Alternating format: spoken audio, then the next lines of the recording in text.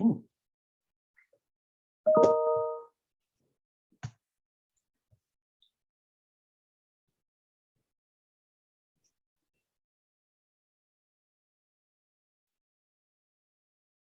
Hello, April and Jan.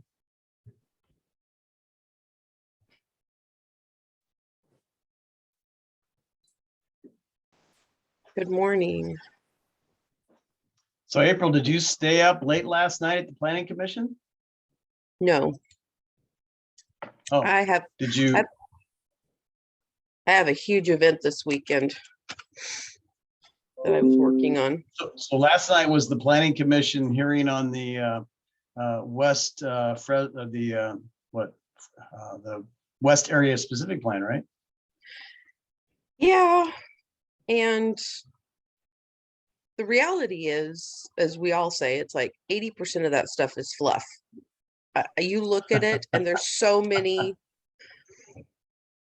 First of all, the vast majority of what went through, the commissioners were not really people who had interests that were neutral, as we know. In talking with other people, it was very developer driven, even though they never showed up to the meetings. And so I actually had a meeting yesterday with our down the road new council person, Annalisa Perea. And she's very interested in like tiny houses and different use housing and working on those kind of projects together. So I don't know, the specific plan is, you know, they'd never listened to any of the stuff that we as the community actually brought forth. So it was kind of a frustrating process. Well, welcome to the Civic Square. Yeah. You know, a lot of it is dependent on whether any of these landowners would even would sell. So it's interesting. But the meeting with Annalisa was actually very, I felt proactive and interesting, and she was interested in further conversation and looking at some different types of thought processes. So I like that. I did never have that with Esmeralda. So do any of you know Wayne Rutledge from RH Community Builders? Yes. And What do you want to know? I mean, what's your question? I answered your question. He was referred to me as someone who would build acquisition rehab housing in Chinatown. I don't know if any of us can speak for him. You need to talk to him, but he's working very closely with him. All right. Well, he's working closely with Jessica Burzak. Do you know Jessica? No. Well, he's working with her on the crossroads at Dakota and Blackstone, and he's been involved in a bunch of rehab stuff. I think Kyle may be able to speak to this. Work with, I think they're working together on some kind of rehabilitation of the old San Joaquin Hotel on Shaw between Fruit and Palm. And I think he did a lot of work out at the old, what was that inn at Clinton Hacienda, the old Hacienda? I don't know how many, yeah, I mean, he's also the owner of Harry. I think you mentioned. Yeah, Smuggler's Inn is called Crossroads now. So, and the building out on the corner is Smugglers, and I don't know what that's going to become, but the hotel motel thing is the old. Oh, you're talking about Smugglers, RH Community Builders? Or? Yeah, you got to, maybe you can answer some questions. She was asking about Wayne Rutledge and whatnot. He'd be willing to work with her in Chinatown. That's a good question. Probably, if there's money to be made, probably. Okay. They're an interesting group. they're getting more prepared to do the work better. In the beginning, it was like sending invoices to the accountant at uncleharrysbagels.com. Like, I don't know if this is the way that this nonprofit development should work, but okay. But I think they've gotten a lot more refined as they've gotten a lot of projects and contracts for some different homeless housing. So, and their team's grown quite a lot with RH Community Builders. Okay, well, I talked with Phil Sky yesterday, and he said that Home Key 3 is going to be around permanent affordable housing, not shelters like Home Key 2 was. And so that's all supposed to, I mean, maybe there's Home Key money that he's looking at or something.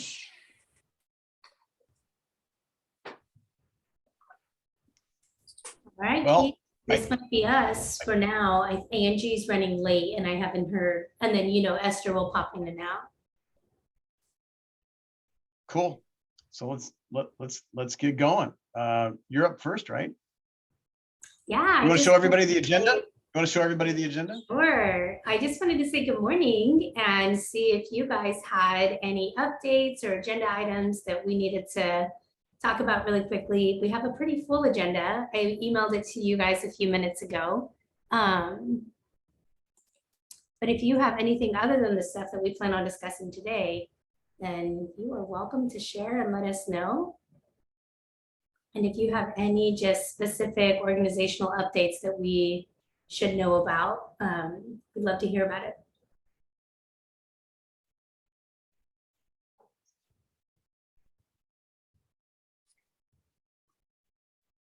If not, I'm happy to pass it on to you, Keith. And you can jump right in. All quiet on the Western Front. So Artie wanted to make sure I shared with everybody, and I think Andy can put this out in notes from this meeting, that the CVCF is going to host a gathering that includes the CEDP members, especially the ones interested in housing, and a number of other housing advocates, the permanent affordable housing group and others, sometime in August. He said early August. They don't have a date yet, so we'll see when they put it together, to talk about housing in general, but also update everybody on what they think they're going to get $100 million to invest in downtown housing. So kind of interesting stuff. And I want to make sure we went on record as letting everybody know that is, Artie's intention to invite our CEDP housing group to that meeting. So that's good, right? Definitely. I don't have any more to say. Yeah, I mean, it's good, right? It's good to be invited to meetings where they talk about $100 million.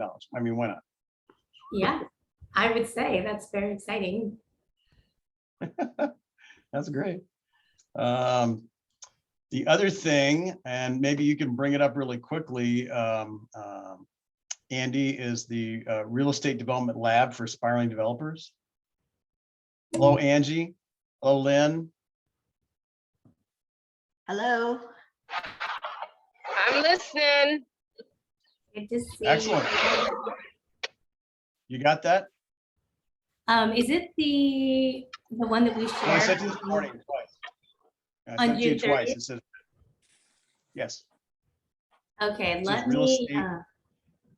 I'm gonna If you go want to ahead. give me the screen, I can bring it up. What was that? I said, if you want to share the screen, I can bring it up, or if you have it. Okay, I also just put it in the chat there, but let me share the screen. This is the information that went out, and so Keith, it's not the email, the full email. I need the scope of work that I sent. You don't have the scope of work? Oh, I see, in the email. Yeah, I absolutely. sent it to you this morning. I sent it to you this morning. Yeah, The I scope have of it. work document. Okay, thank you.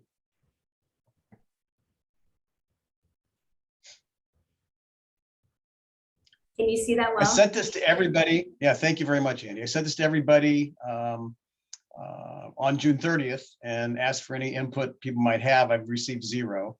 And I just want you to know that we're going to go ahead with this. I've got separate funding that I generated myself out of another nonprofit I'm a part of.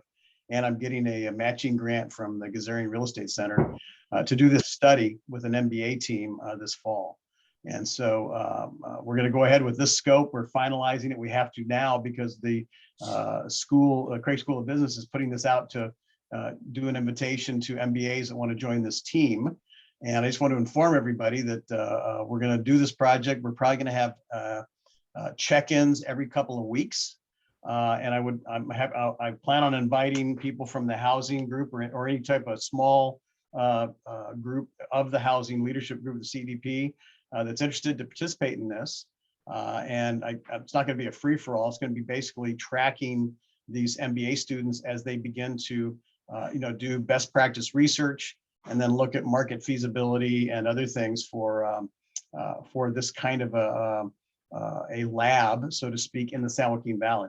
Fresno State's very interested in this. They're very interested in working with the CEDP as perhaps the organization that if we could go get some big grants would be housing this. If we give money to Fresno State, just so you know, if we raised $1 million for this lab and Fresno State was the fiscal agent, only $500,000 would actually be available for the lab. They'd take almost half of it in their administrative fees. It's absolutely outrageous, right?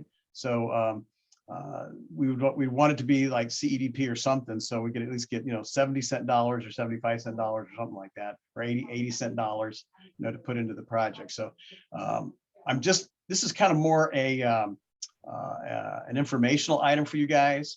We'll send it out to you again, and then I'm just going to invite people, and maybe there's a small group that can form that would like to help guide this process with these students. Any comments? I've been interested in being part, especially if there's anything I can help teach folks about. And if there's compensation available for that, that makes it all the better. We won't have any compensation for the MBA team, but the compensation will be using their product to try and get grants, if that makes sense. Oh, okay. Here's what I'm doing, just so you guys know. I'm putting up $4 grand of my money, so to speak, not CEDP money. It's just money that I've been able to accumulate from another source. And the Gazarian Real Estate Center is probably going to put up $4 grand. And this $8,000 goes to pay for the Solutions Center at Craig School of Business to sponsor this MBA team. And so we have 2 faculty, they get paid, that kind of thing that's helped supervise these MBAs. And my thought was to make sure the CEDP had access to this study and to interact with the MBAs for course adjustments so that we get a product that we feel like we could use to raise money to create a real estate development lab for aspiring developers in the San Joaquin Valley. It wouldn't just be affordable housing, it could be commercial as well as affordable and housing and those kinds of things. So the idea is just to create more capacity, we hope, for small developers. Fair enough. So you'll hear about it again. And if you want to choose, and thank you, Kyle, for volunteering. I think you'd be a really good addition to this group to get this thing going. And I just trying to follow through on some ideas we've had in the past and try and hopefully ultimately brand them as something that the Fresno CEDP is sponsoring.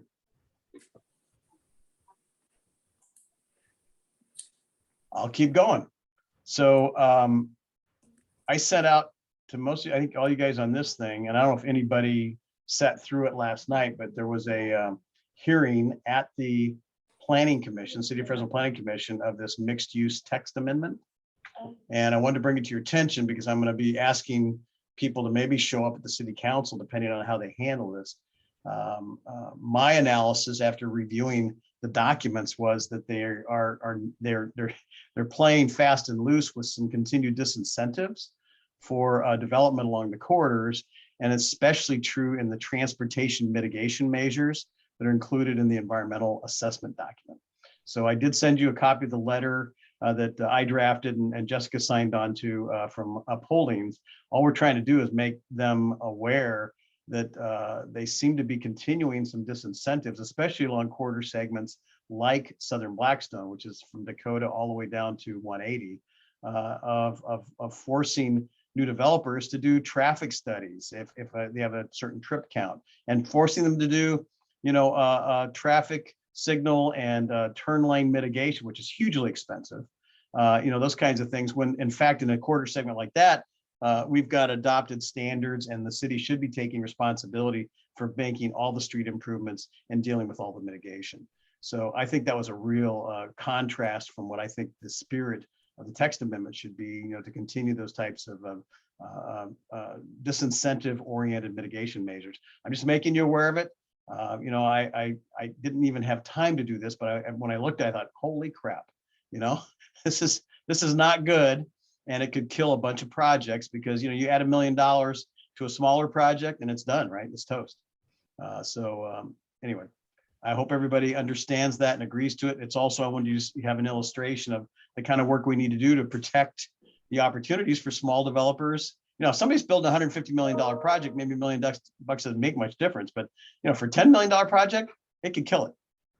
Yeah, I absolutely understand it from my development. They were trying to throw all kinds of road improvement and developer fees and streetlight projects into mine. And I finally got them down to about 30,000, but any more than that could have killed my entire building project. Well, when you start, it's crazy because if somebody would go into Blackstone right now, they might have them do mitigation for a turn lane on the 6-lane street that in 2 or 3 years are going to turn into a 4-lane street. And they're going to do all the new signalization and the traffic mitigation as a capital project. So Right. anyway, it's just something for you to be aware of. These are the kinds of things that can veto an awful lot of good work by you guys on projects if we're not aware of how the city operates.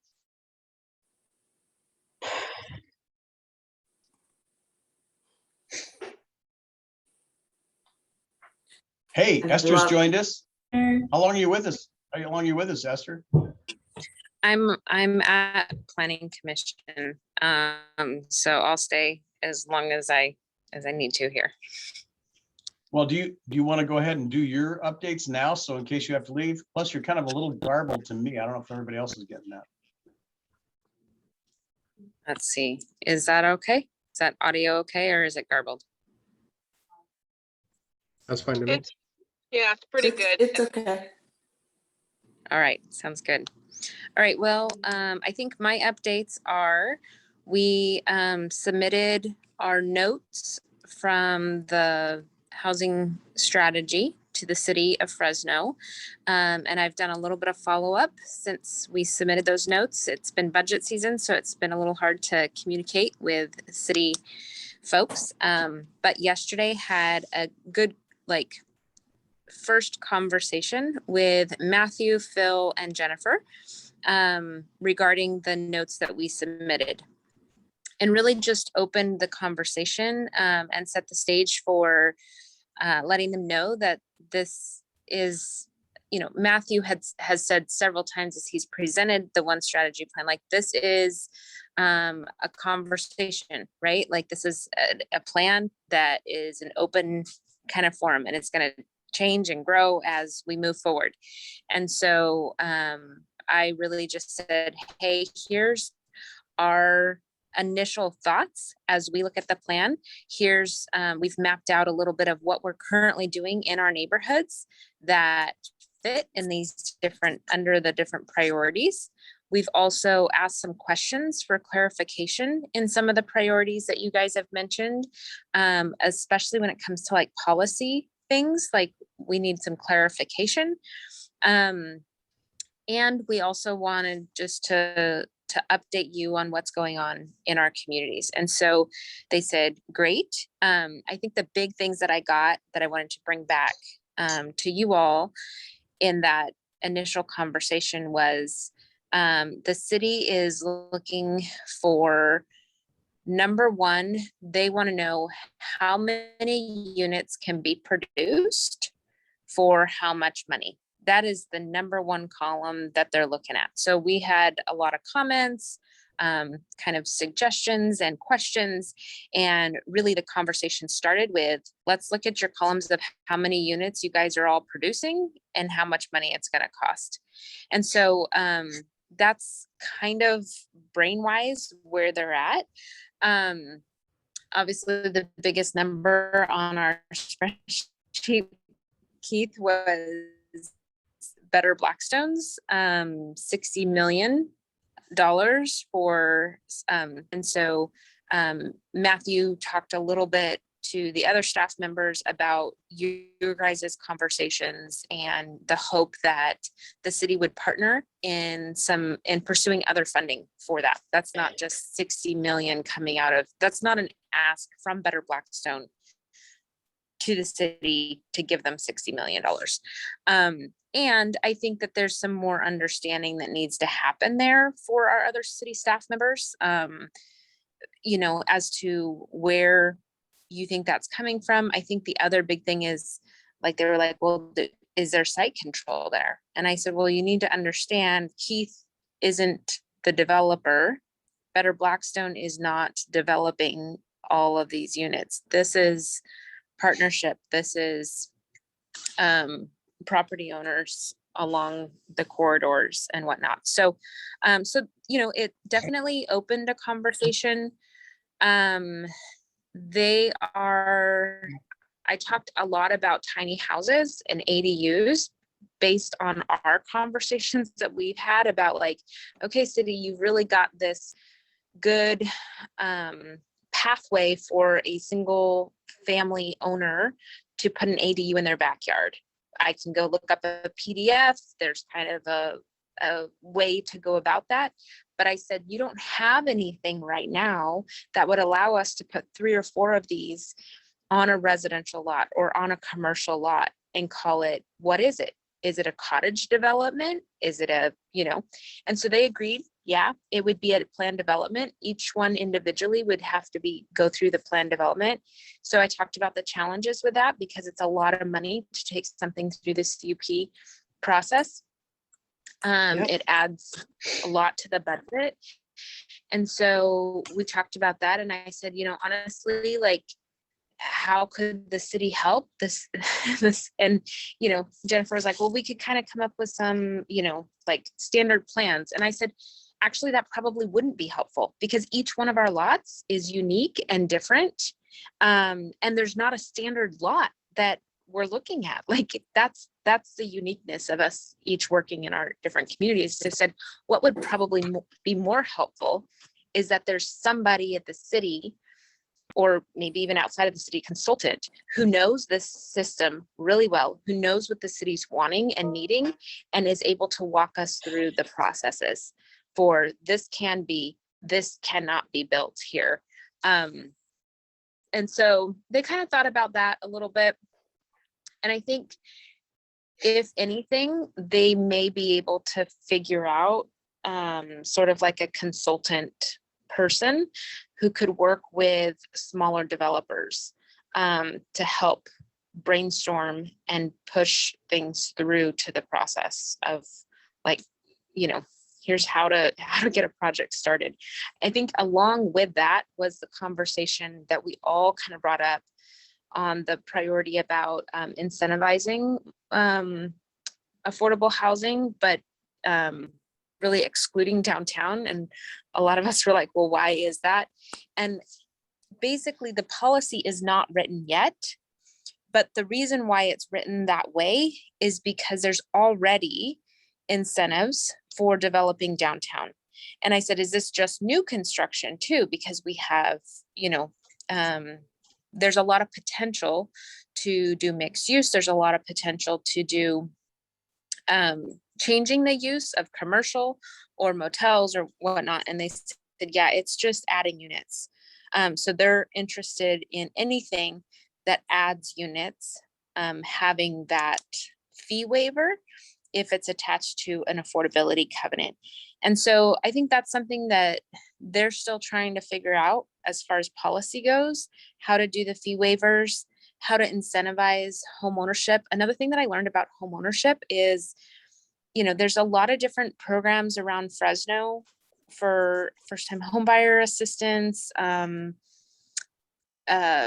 first-time homebuyer, like, down payment assistance. And the city is like, yeah, we're trying to, like, our down payment assistance. There's the WISH program through Noble Bank. And I said, wait a minute, the WISH program's through Union Bank. And Matthew's like, no, there's through Noble Bank too. And then there's this other one, and there's this other one. And I said, okay, who is kind of the clearinghouse for everything that's available right now? And he goes, there's none.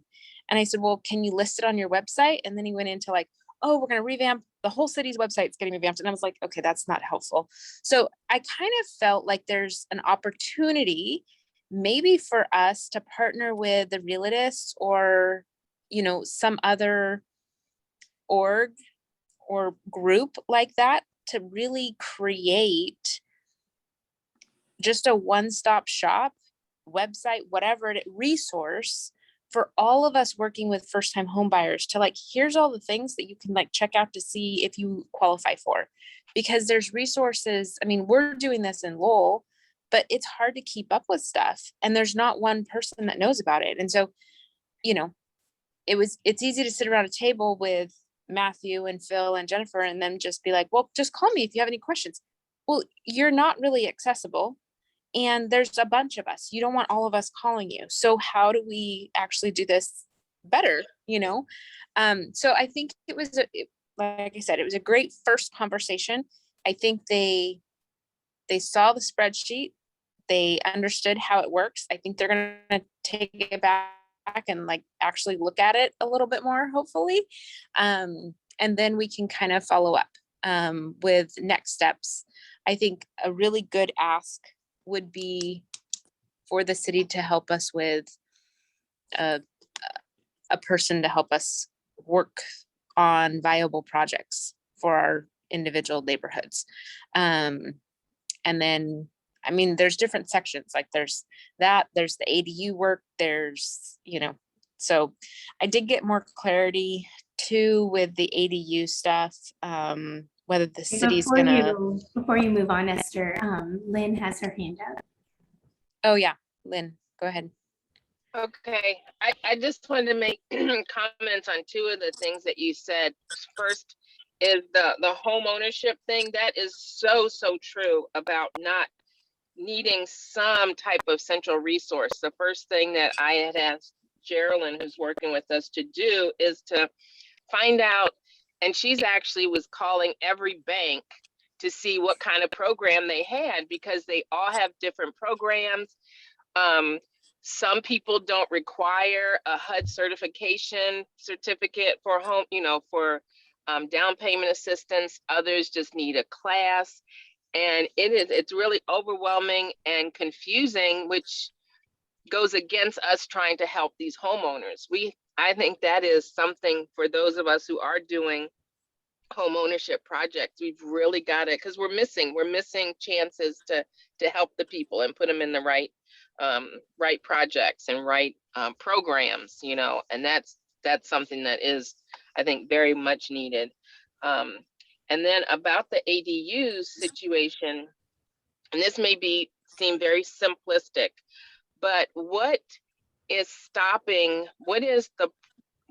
the issue with the city being able to say, you can create a tiny home village, or this cottage development or something like that? I'm just trying to figure out in my head what keeps them from saying that, instead of saying it has to be a whole development and we've got to go through, all the steps for each different home, or to say that if you can put multiple ones, but they all have to be facing the alley or something like that. Why? What is that concern or problem in the development that they can't just say, okay, you can put 3, 4, or 5 tiny homes on a lot?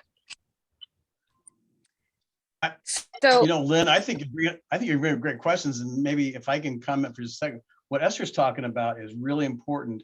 Getting someone who can deconstruct the entitlement process. What are the restrictions on your site planning? Because they have all these rules that they have to follow, and you get a planner assigned to your entitlement, they just follow the code, and the code's already got these prescriptions in it that they have to follow. So the answer to your question, I think, is for us to be really better educated, right, on the site plan requirements, the subdivision requirements, and those kinds of things, to see what they'll allow, access, setbacks, all those kinds of things. Kyle's worked with this stuff for years. They're just a bunch of rules, and some of them may need to be modified to actually deal with the affordable housing crisis. But you have to know them first before you can modify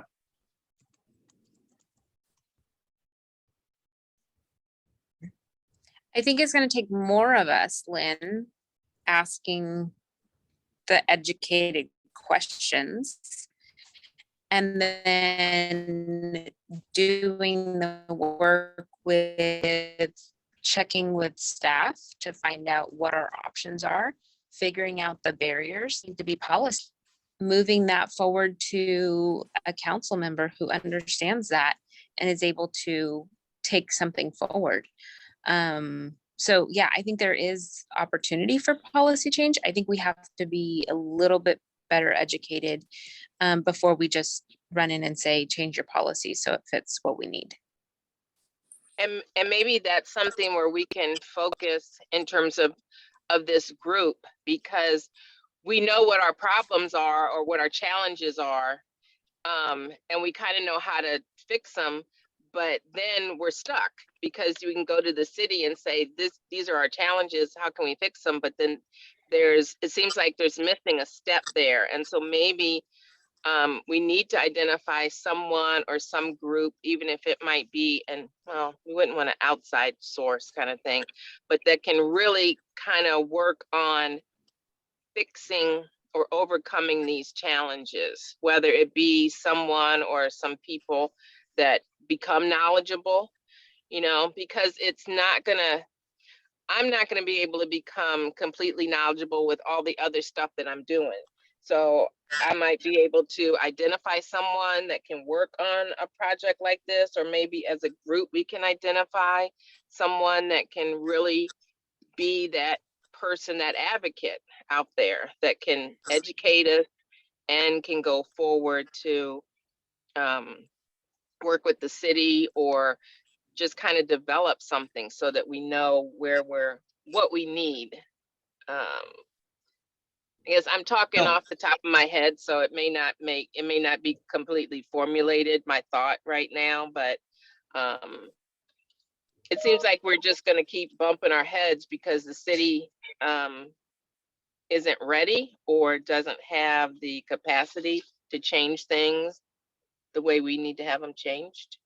Mhm. That makes me think of like a process we could maybe go through where we like workshop a couple of projects together and identify what existing challenges those projects are going to have and compile that into a list, but it also helps us move a couple of these projects forward. That, you know, doing a kind of code analysis on them, and that's a thing that I could lead folks through, like if we were in the same room all with our own computers and we kind of map out a process and we're doing it together and can feed off of each other for, you know, if we get stuck on something and just spend half a day together workshopping some projects. Yeah, that'd be a great idea. The other thing that Esther and I, I've talked to a couple banks, and so, you know, the city in their verbiage, and I think we changed it or gave them that part of it, was all of their ADU and tiny house process is basically on wheels, which is what Fresno City College is going to build. Those houses aren't going to qualify. I realize that Fresno City College is doing it and they're going to be built, but if you were trying to do home ownership, anything with wheels doesn't qualify for a home loan. Even the mobile homes, I've been visiting some of those, they're selling mobile homes and they're saying 60,000 in cash. Well, if people had those kind of dollars, we wouldn't have this issue in the first place. So a mobile home, an ADU or something on wheels is not going to qualify for any home loan type of, or second home mortgage type thing if your main person has to take it out. So we've also got to work with some banks. I've had conversations already with Fresno First on something else, but they've connected me with Murphy's Bank. There's only one place, I think it's Murphy's Bank right now, that will actually do anything mobile. So there's the whole banking and loan process too, because people aren't going to have those kind of dollars in cash. So there's that part. I think really Annalisa might be after my meeting yesterday, she might be a really good future advocate for, she understands the process. And was talking about, you know, the land trusts and the collectives and different types of things. There were different thought processes than most of the council has currently. So think, a good next steps, there's several things to do. And I think a lot of us are working on these steps individually, but like Kyle said, like to workshop some things. My suggestion would be, let's workshop some things, but let's workshop things that actually we have the power to develop. Cause I think that's the other thing, like, as I spoke with Jennifer and Phil and Matthew, what I hear from them is like, bring us projects that are ready to go, that you have site control on, that you actually have the ability to do something with, because we have resources. When they're ready to go, it's a go. And so, I reiterated to them kind of that cliff effect of like, being small and not having the capacity to apply for the funding, to have the insurance requirements, to pay prevailing wage when we get those funds, blah, blah, blah, blah, blah, blah. So I reiterated all of that, but I also wanted to just communicate to you all, the city has resources. And if we want to be at the table and be taken seriously, we have to actually be working on viable things, not just our ideas, right? So we can workshop our ideas together. But I've got site control on a piece. If we have a property owner who's willing to say like, yeah, bring me your plan and we'll talk, we'll make it happen. If we've got banks at the table that are like, hey, let's figure out a way to get this funded. I've talked to Community Vision about these too. So, and funding like a batch of them, not one-offs, right? So that maybe so that us CDCs could have the ownership of them and have them available for low-income renters, right? So like, what are the different things that we're all working on? I think we need to get in a room to really talk out some details on this stuff. But again, how do there's a lot of us who aren't going to have a ready project until there's some change in policy, right? If I can't do a small cottage development because of the way the city protocols are now, there's backward steps, Well, we need right? to be able to, yes, but we need to know exactly why you're not able to do a small cottage development or, hey, I can do this development. It's going to cost me this much. But if I have to take it through a plan change, or it's called a plan development process, Right. then Yeah, it's going to cost me an extra, $25,000 or $50,000. And that puts it way over budget. And there's no way I can do it. So you have to actually be able to talk at the real numbers and what it's going to cost to do this project.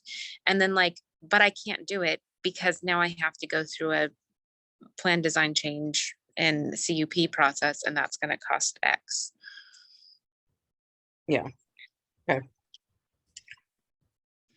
Well, then I guess I like I'd the really process take Kyle of getting up on- together. I'd really take Kyle up on workshopping if you have some specific ideas, putting so many small units on a parcel, whatever you want to do, and use Kyle's expertise to understand the code, because the code is what it is.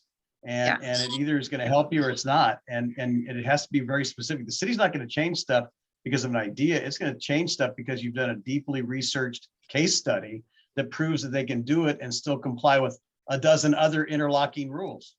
There's all kinds of things here that interlock, so to speak. Well, and Jennifer was talking as well, just so that we're aware of it.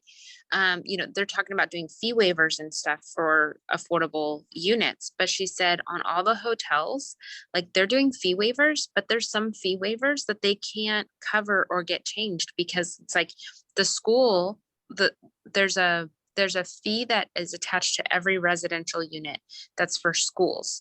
And so she's like, it has crippled some of the motel conversions because the motel conversions, you've got your density is way up and you've got 50 units and now you're at a fee of 2,000 or 5,000 per unit for the school fee. We can't cover that. That's a school fee that that doesn't get negotiated with the city of Fresno. And she goes, and that's significant. That, you know, that's got to come out of the developer's budget to pay those. So, so different things like that to be aware of as we're budgeting. If we're going to, you know, we need to know what all the fees are. And so that's where maybe it's going to take some CEDP, some of us pooling our funds and getting a consultant. You know, maybe we can ask the city for some of that funding, but maybe we just need to do it so that we can take to them, hey, if we could do these 5 projects in our 5 different neighborhoods, we're going to give you, you know, 50 units, and we can get those 50 units done in the next year and a half. So how can you help us get those 50 units done? That would speak if we had viable projects that we took together to the city. And could it be as brief as doing like some, I guess pro formas would be the word, where we say, you know, if we could do a cottage home or a tiny home, and that's another thing, our wording, you know, what is the words for what we're using. But if we had numbers like that weren't exact, but then we could plug in, like we talk about doing the development piece, if we had to do the development plan, you know, add those in. But if during this workshop, as we're doing that, we kind of created you know, the pro formas for doing all these different projects, or do you think it would need to be even more detailed than just numbers? The performance part of it, we do need performance for each one of our projects, and they're all going to be individual. And that's where we are going to have to show what the costs are, but that's where we have to be very educated about the development costs that are going to be associated to each one of these developments. And that's where it's going to take partnership with the city, but also maybe pulling in, you know, like there's the construction piece, right? So there's like the contractor, the architect that can give us like the costs on or estimated costs on building the thing. Then there's the city piece of the estimated costs of the permitting and the fees and like all of that. And then there's like the pre-development costs as well, of like how to get something ready. Like, you know, do you need site plans? Do you need environmental studies? Like, do you need like all of those sorts of costs too? So that's where like Kyle has, you know, great knowledge about these different things, but like, you know, I've done a little bit of it. Kyle's done some of it. April's done it. Like, we all need each other, but we also might need a Dan Zach or someone else like that who kind of knows that city side or can navigate the different systems to help us get to a place where we're a lot more educated than just like my one project or April's one project. So yeah, it's going to be a collaborative effort for sure.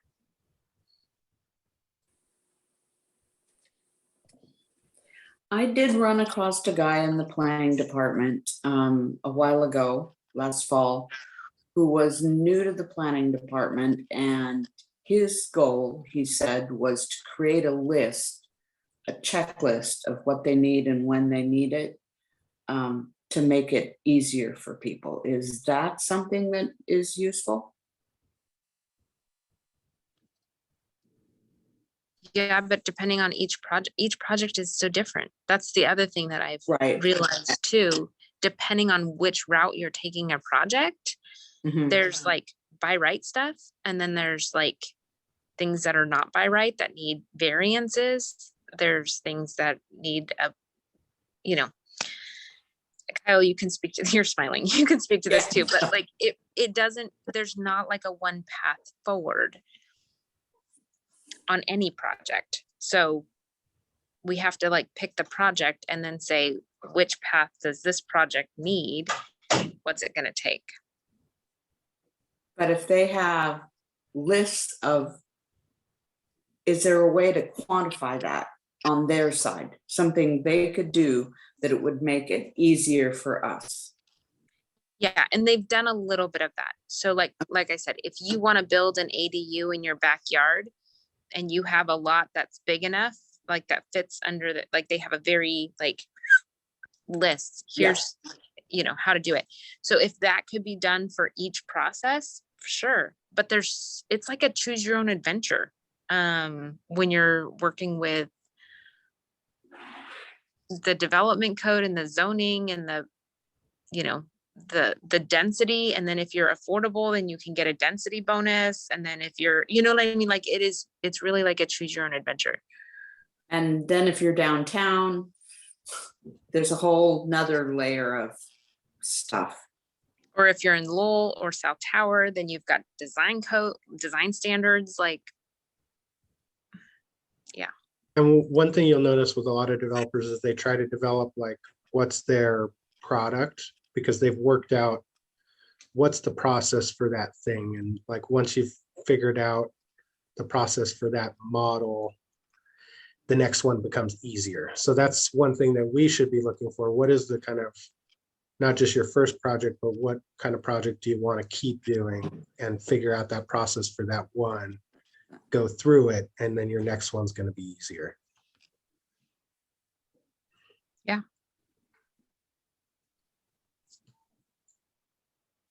Great, thank you, Esther. Is there anything else that you wanted Discussion. to Great talk discussion. about?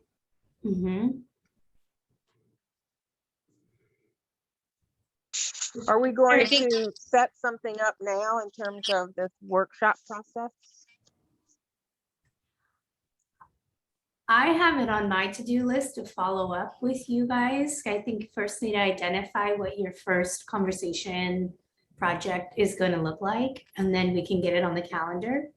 Because I don't want to lose our window to talk about the rest of the agenda. Is that okay with you guys if I follow up via email with that portion of the conversation? That sounds Yeah. perfect. And Okay. Andy, just Yep. so you know, I'm aware of Jackie has space and is talking about tiny houses. I have space talking about the possibilities of this. Kyle, South Tower, April, Jan has talked about having dirt, and so those are the ones that Hidalgo I has know of, right? a lot now too. Okay. That's great, thank you. And was there anything else, Esther, before we lose your window of sharing that you wanted us to know before you pop off? I think we need to continue to work our housing work plan. We need to continue to have that document updated and like accurate. And I think, you know, if we come up with a specific ask for the city, I think that's fine. But I think we need to continue to engage in a conversation and keep an open dialogue with the city. And that's going to be both our responsibility as a group and the city's responsibility, but we can't just wait for them to contact us either. So we need to continue to have that open dialogue and continue to keep them aware of the changes and the things that are happening in our communities. I know that personally, just from doing the Mint stuff, I have at every kind of point of here's where we're at, here's our launch date, here's the money that we've received. It's been an open dialogue with the city. And that's been really appreciated in our process and in their thought process on when they have funding coming in, where they're kind of hoping to spend their funding out, and when units will be, you know, when they can start counting units, right, that are being developed. So we need to continue to just be open and communicate well with them. Yeah, that's great. Later on, in a few minutes, I'll show you the updates I have, and then a document that is created where you guys can continue to input your updates. for the housing document specifically. And I agree, I think we need to keep that updated on a regular basis. So I'll show you what I have now for feedback so that you guys can, one, update it, but then also continue to communicate what might be sharper processes to get that information to me from you guys so that we can always be ready when opportunities present itself. Can I ask one more quick question? Absolutely. Is anyone attending the affordable housing, increasing housing opportunities for people of color workshop going on at 10 o'clock today? With the Fed, yeah. Or the, Crickets. Okay. mhm. Oh, you are? Okay. Mhm. I might get notes from you. Okay, thanks. Didn't Hey, know Kyle, about do it. you mind sending me those notes as well? Sure. Thank you. Great. Well, Keith, would you like to share out the? Yeah. Yeah, Okay. I'll do it real quick. So Sidra, our program officer at Kresge, was able to get us connection with Chan Zuckerberg, and Michelle Chung, who is, I've talked to her several times now, has said that we can apply for a grant exclusively for our CEDP Housing Leadership Group. She wants it to be re-granted. She wants it to be objective driven and outcome driven and those kinds of things. So I have to first apply for the grant to make sure I secure the funds. So I just want to make sure you know that's not done yet. We've been invited to do that. And in the grant, we will outline the re-granting process and the kind of what that means and let them approve that, because they want a formal re-granting process. They want it to go out based on objectives and have something come back in that can be blessed. So we'll get that grant in. I have to write it in the next 2 weeks, so I'll get that done. We'll use the updates to the housing CEDP work group kind of housing plan as just some grist for the general application. But just to be clear, we'll put out RFPs after we get the award. We'll immediately put out RFPs, and these will be built around SMART goals. And if you have not heard about SMART goals, those are specific, measurable, achievable, relevant, and time-bound goals with specific activities and outcomes. It can be what you want to propose within the context of the work in the CEDP housing, but also it needs to be related to the Chan Zuckerberg housing affordability program. So we're going to be balancing both of those in the RFP to make sure we please Chan Zuckerberg as the grantor and we get work done that we want to do. So I guess all I can say is still a little up in the air, but bless Sidra and Chan Zuckerberg for giving us a chance to apply for some money. And once we get the award, then we'll put out an RFP to you guys. And really the amount of the grants is going to depend on who successfully applies, right? So there's not like a guarantee, because it really does need to be based on accountable productivity. So just to give you an idea, if right now, I guess, I don't know how many others are. Metro will just be the grant administrator and that kind of stuff. But if 10 people applied, each grant could be up to 12,200. If only 6 apply, they could be 20,000. So I guess just to let you know, we'll put it out, see who applies. Artie, Andrew, myself, and Andy will review the applications and approve the ones that have measurable activities and results that are based on the RFP. So we'll do it as fast as we can to get you some money. And honestly, this is mostly about serving your objectives. You just have to put them into a format where you're achieving something that's measurable, right? It's not just free money to do whatever you want. You actually have to propose activities and results. Make sense? Mhm. So we'll be back to you on that. We're blessed to have access to the money. Thank you very much. And then another piece here is we have our regional task force, which Metro will continue to try and supervise or at least facilitate. Our next one is going to be August 16th, and I'm in the midst of negotiating with the State Housing and Community Development Department about coming and breaking down for us exactly what's in the state budget for housing. There's a lot of money there, and I want to make sure that our team knows about what resources are there and is aware of either putting together projects together or individually or whatever, to see what kind of pots of money are out there that might be able to help your individual neighborhoods with affordable housing projects, right? So we're trying to get them to come and do a Zoom with us on August 16th. That'll be 6 p.m. on August 16th. And then that day I will be introducing, to those that you don't know them, Kit Switch, which is a modular design firm. They're designing ADU modules, they're designing garage conversions, they're designing, taking a mall and converting a mall into apartment units with modular kinds of wall construction, things like that. It's a firm that's founded by women who I think they're mostly at Berkeley in architecture, I believe. And they had about six or seven. Was it Stanford? Stanford. They had 6 or 7 that got started, and now they're down to 2 principals. I think we'll probably meet both of them on August 16th. It'll be a short snippet on the 16th. I invite you to attend because we're going to try and dedicate most of the meeting on November 15th, which is the next quarterly meeting of the regional task force, to Kit Switch. And then we're also trying to get some presentation on some greenfield development impact mitigation strategies we're looking at for there. So the RTOS trying to get pretty substantive, at least at the large policy and large resource development level. 4 minutes for any questions or other announcements from you guys.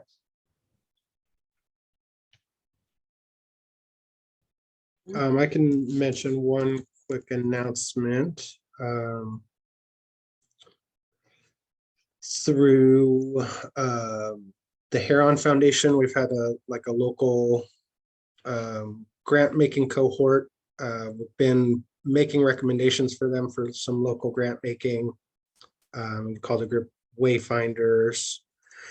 They've contracted with an organization called Possibility Labs that are going to disperse the grants because Heron wasn't able to disperse them in the way that we were hoping to have them land on the ground in Fresno. But every organization in the housing work group for CEDP, I recommended for a $10,000 grant and then a $20,000 grant for the CEDP itself.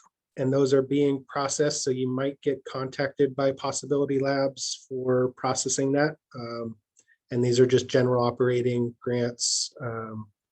So those should be, I don't know if anybody's been contacted yet, but be on the lookout. Thank you, Kyle. Thank you, Kyle. That's Wow, that's amazing. huge. Thank you. Of course.